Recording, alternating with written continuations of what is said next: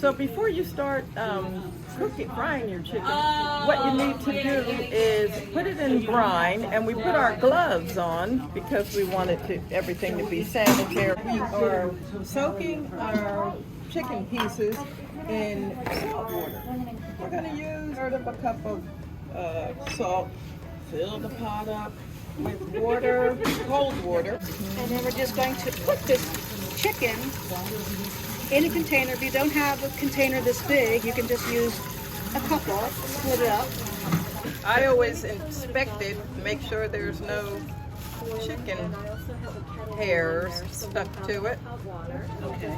Because I was raised by grandma, and we went out in the backyard and got our chickens. And it was my job after they Went to the store. It was my job after they wrung the chicken's neck and cut the head off to plug all the hairs off of the chicken. Once it's in the brine, and you're just going to let this sit. Tatiana will come back and we'll show you how to make the flour mixture before we fry. Okay, we're going to pat the chicken dry after it's been sitting in the brine for 15 minutes, but usually it could be longer, or as we said before, it could be overnight. So we're back here at this process, and we're going to make sure that it is thoroughly dry. And don't be afraid to turn them over. Make sure that you get all parts of it dried off. Now, we're going to, as it dries off, we're going to put them in this pan. And if you have to change your paper towels, do so, because as you can see, it gets very wet and absorbs a lot. We're using a high density oil that we have heated in our skillets all the way to almost screaming hot. And we're using Crisco vegetable oil. I actually like to use peanut oil, but because people have so many allergies and we have a lot of people that are eating tonight, we are going to use Crisco vegetable oil. And I'm going to sprinkle it right in the pan here.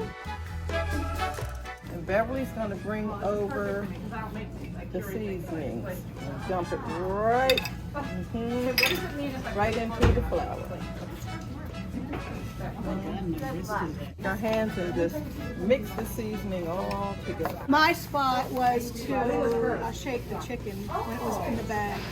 Yes, that's usually your first job, is to shake the chicken once it's in the bag. So you can see the flour starts to change color. And that's what you want, because the seasoning distributed evenly through the flour. I'm going to take this and I'm going to pour it into the brown paper bag. We have breast, and they're the bigger pieces.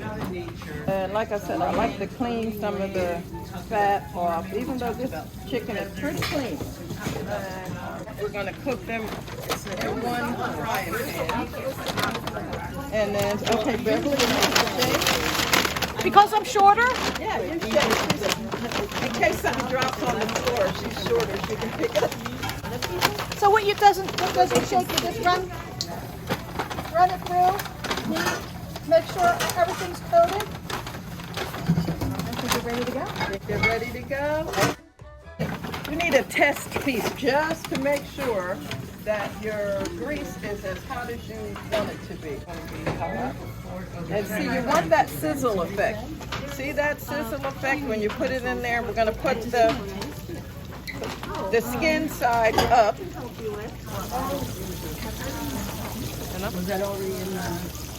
And we're not going to put too many in the pan at one time, because then it won't cook evenly. The lid, and I'm going to start with the lid on, and then at some point I'm going to leave the lid off so that the skin will get crunchy. We put the lid on so that it would get hotter, and the inside of the chicken will be done. But you'll see it's still blonde. It's blonde. Yeah, so not ready we're yet. not going to turn it yet, No. because it's not ready. Don't touch it. And we're going to use it. We're going to also use tongs, because if you stick it with the fork, then all the juice comes out, and your grease starts boiling the chicken instead of frying the chicken. We want it crispy. When you bite into it, proper color will be ready. Yeah, but And so now, just don't let the water drop into the frying pan. Yeah, that's a little blonde. Like you said, you got to do that little step. There we go. No, put it back. Put it back. Well, that's really challenging. You like don't have that. You got to make sure.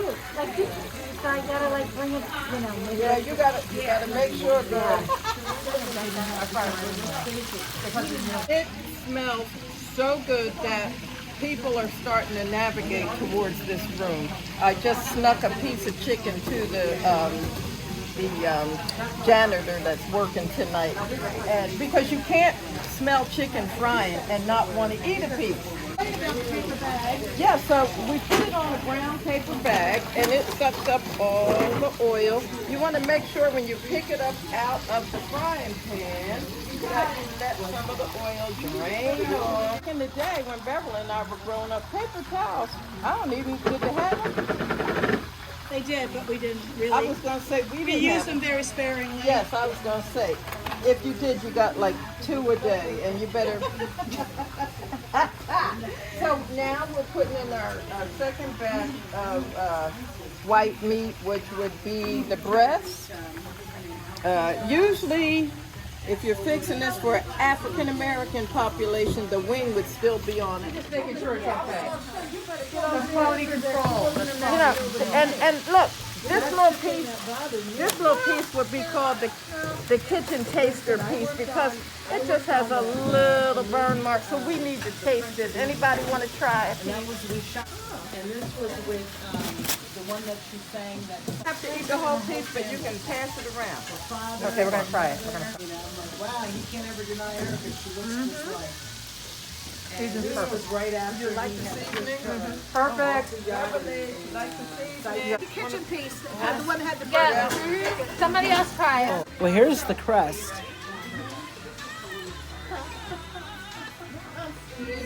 Our crust is amazing. Woo. That's the protein. Praise him. Okay. Let the church say, Amen.